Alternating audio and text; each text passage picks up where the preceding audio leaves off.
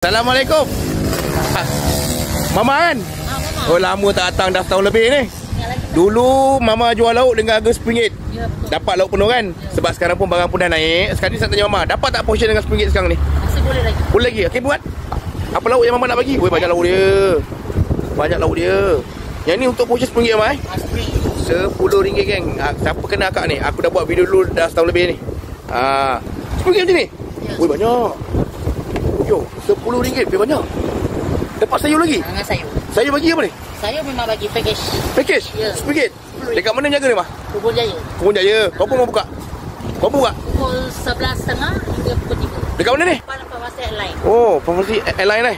Jadi total dah RM10, Mai? Total 10. Wah, serius ah? Serius. Walaupun harga barang dah naik. Walaupun barang. Jadi lauk Mama cedok eh? Mama cedok. Mama cedok, jangan orang cedok. Ya.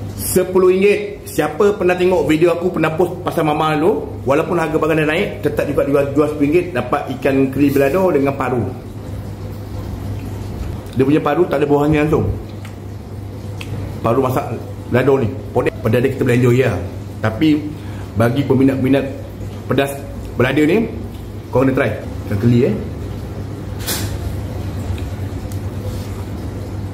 Keli belada dia pedas, paru belada dia pedas.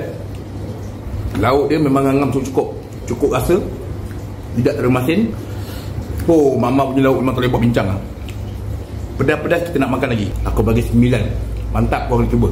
Murah RM10.